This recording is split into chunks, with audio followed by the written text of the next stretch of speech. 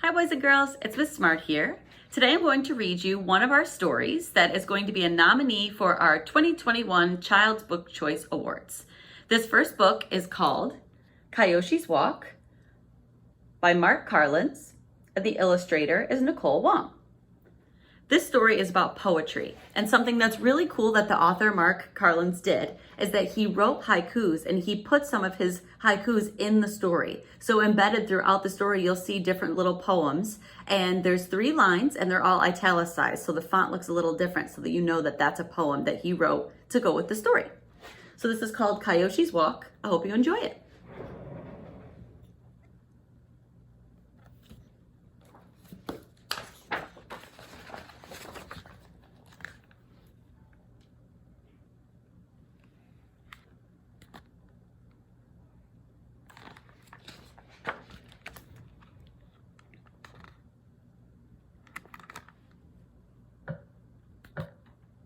Kayoshi watched his grandfather, the wise poet Eto, write a poem with brush and ink.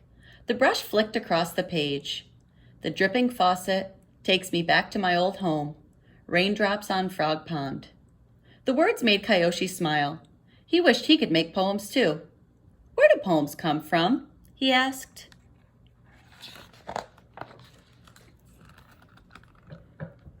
Eto put his brush and ink away. Let's go for a walk, he said. He tucked a pen and paper in his pocket and took Kayoshi's hand.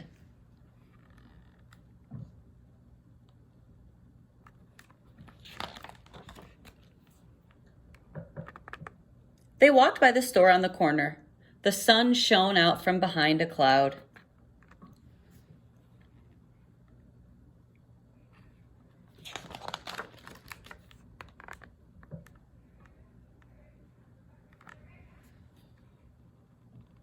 Eto stopped and wrote, Hill of orange suns, cat leaps, oranges tumble, the cat licks his paw. Kayoshi felt puzzled. Does that mean poems come from seeing things?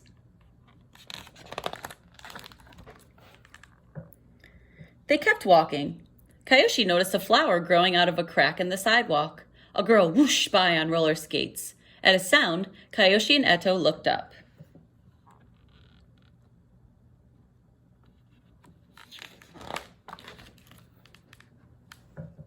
Eto wrote, The sky calls to us, pigeons, the whir of feathers, our arms could be wings. Oh, said Kayoshi, you find poems by listening.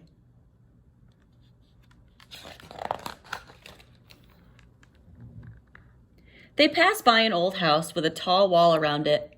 They peeked through a crack, but could only see a stuffed bear on the ground.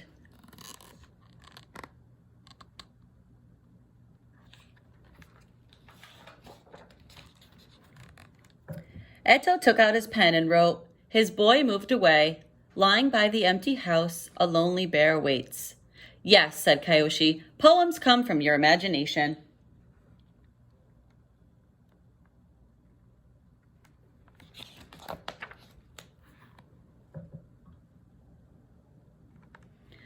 Finally, Kayoshi and Eto reached the river. Eto sat under a tree while Kayoshi fed crackers to some ducks. He felt a damp breeze as the sun drifted lower. 2 children reeled in their kites and left the park. Kayoshi felt a little lonely. He told his grandfather. Eto wrote one more poem, his hand a shadow in the fading light. Dark sky, clouded moon. Back at home, his mother's voice. A tired boy dreams. I know something else, Kayoshi said. Our feelings also make poems.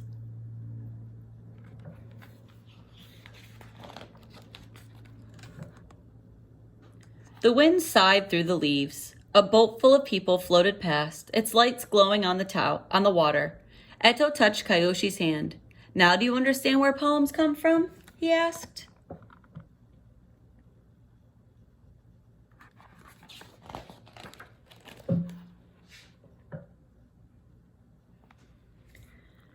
Kayoshi thought for a few seconds.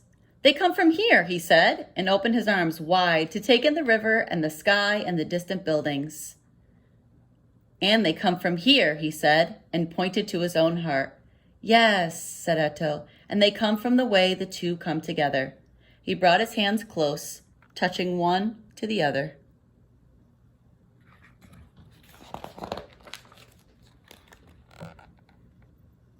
They sat for a moment in silence. May I write a poem? Kyoshi asked. Eto nodded. Kyoshi took a deep breath and wrote, In the cool spring night, the wind's dance makes me shiver. Your voice keeps me warm. Eto read his grandson's poem. He smiled.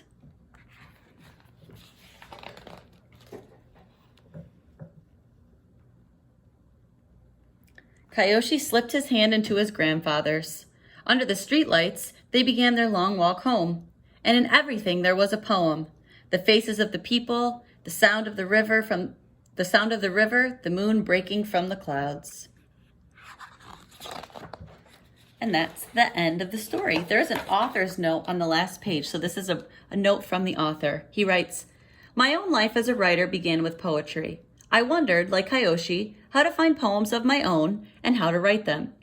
Kyoshi and Eto are both fictional characters, but their poems, called haiku, are a traditional form that originated in Japan.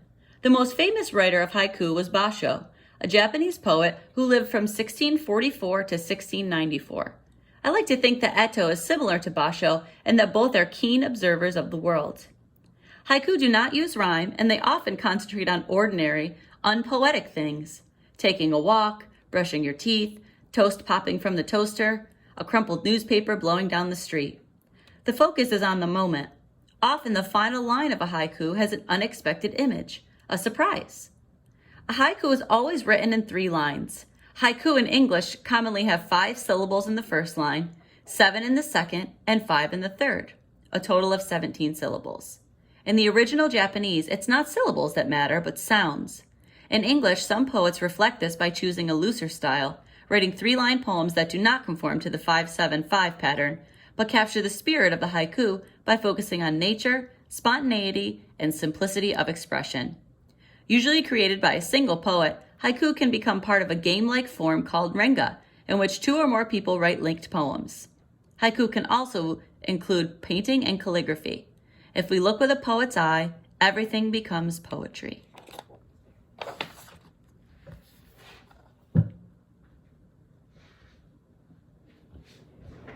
All right, so that was our first story. We're going to have 3 total to choose from, so check out the rest. Thank you.